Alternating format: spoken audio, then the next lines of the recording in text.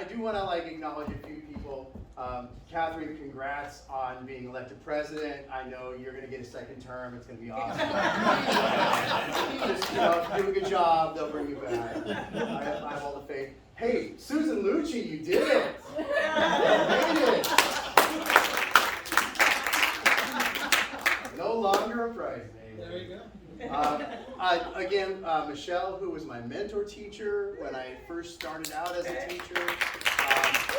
I hear that the first production meeting that you guys had for the show, all the characters were supposed to be in flip-flops. I don't know what happened. I didn't get to see it. And then is Jody here? Hey, Jody. I was like, wow, you got to do your show that you created at the Kennedy Center. That's amazing. I'm so jealous. But at least you hit the big time because you came and you did it here. So that's you're getting there. I was going to use the mic. I'm kind of excited to be the only one to use the mic because I'm used to having all these disgusting comics using the mics before me, and I had to start using one of these things, like a little mic condom, just because when we got back from COVID, honestly, all the comics talk about doing things to each other's buttholes, and I just didn't want pink eye, so I started using that because I really didn't want pink eye. I have been a teacher. I've been teaching for 26 years now, so I'm almost at the finish line. At this point, I'm done. I'm ready to do anything else, like Walmart door greeter, or whatever. But it's been interesting the last few years. Anybody have kids? Yeah.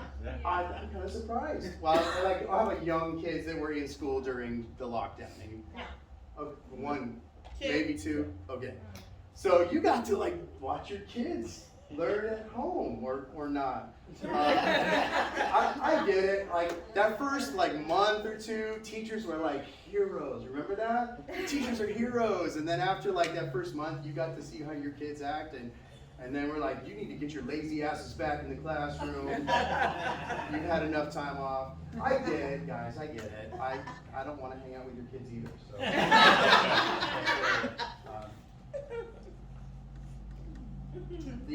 The first year back was kind of a trip because I had a really hard time learning all my students' names because everybody looked like this for the entire year.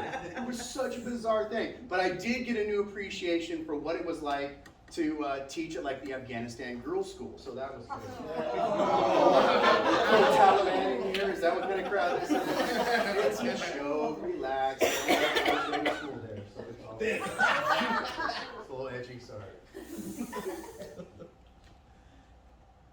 My favorite thing about being in in-person school, actually, was breaking up fights. That was always the thing I loved. And it's all the time. And I would just wait at my door between classes and just kind of wait for the crowds to gather. And I would see the crowd and I would just take off running and you grab the kids, you pull them apart, you drag them by their hair. You can't really do that anymore, but drag them by their hair to the office. And I started getting older and I had to stop. I had to stop doing that because I started getting hurt trying to get in the middle of these kids. And at this point now, I see the crowds gather, I'm like, and if nobody sees me, it's like Hunger Games. May the odds be in your favor. The last fight I broke up, it was two girls, which is the worst possible scenario because they're ruthless. And I came around the corner and I saw them and I'm like, oh no, oh there's kids everywhere. They see me. I got to do something. And I just kind of walked up and I didn't say anything. I did one of these. And they just kind of looked at me what? And they left. So that's what I do at this point. Star-Lord of the campus. I realized when Mike hit me up to come and do this, and I'm really grateful that you guys welcomed me into your family here. I realized that I had won an award for the Riverside Community Players back when I was in high school. For my portrayal of Danny in Grease. It really made me think, man, theater must have been in really bad shape in 1989 if I was that.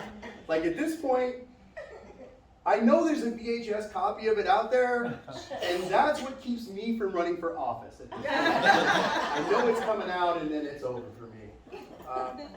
I also do comic books, and as if I don't have enough on my plate already. And with someone you probably know, Ron Mills. And we travel the country selling the comics that we create. And Comic-Con is kind of an odd place. I was just at LA Comic-Con a couple weekends ago, and it's like my least favorite show of the entire year. LA is just the worst, and if you go to LA for any reason, you understand, yeah, LA is the worst. But the worst part about, well, let's just say this. Comic-Con is the only place on the planet where theater people can go and say, wow, these people are a lot.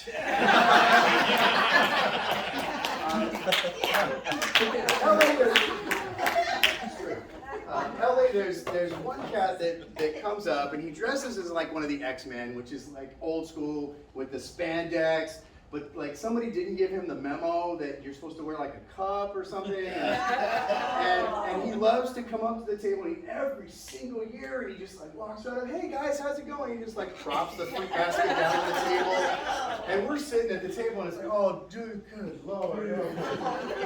And you try to look anywhere else and he never leaves. So what Ron and I started doing is one of us would see him coming and we'd go, hey man, it's good to see you. I'll be right back, I'm going to the bathroom. And then we would be stuck with him for the next half hour and trying not to look.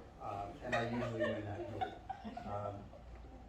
I am getting older, and I feel like this might be my demographic at this point. I do a lot of the stand-up where there's a lot of young comics, which has been cool, getting to know a lot of the younger cats doing this stuff. I feel like I'm the father figure that none of them have, so that's kind of cool. But I've reached a point in my life where I like to think of it as this is the phase of your life where things going in your bum is no longer thought of as like a pleasure thing, it's more like a medical thing. Sorry to be crass. And I had something really, I want to say it was traumatic, but it was like one of those new experiences. And it's not the like oil check. My dog said, I need you to do this is gross, but I need you to do a stool sample. And I know everybody's peed in the cup for one reason or another, whether it's for getting arrested or whatever. And I didn't know what that meant. So I had these visions of like, oh my God, I gotta get this cup. And then somehow I gotta like maneuver, and I'm like visions of soft. I didn't know what I was gonna do. And like two nurses went. I just didn't know. Turns out, anybody ever had to do this, none of you had to do this. Holy shit, I'm in bad shape. So turns out, what you do now has nothing to do with a cup or a tray, at least for me. It was a little card, and I'm like, a card? And they give you 2 paintbrushes. This is where it gets a little gross. So you do your thing, and then you take one of the brushes and you paint it. It's the most awkward thing in the world. I'm like, what am I doing? What's happening in my life right now? And then you have to paint it in the little box. And, I was an art teacher for a while, so I'm doing like happy trees. I'm like this shitty Bob Ross over there.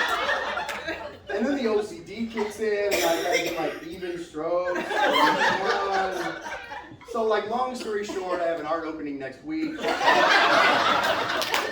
called Pink Eye. I think I'm gonna stop there while I'm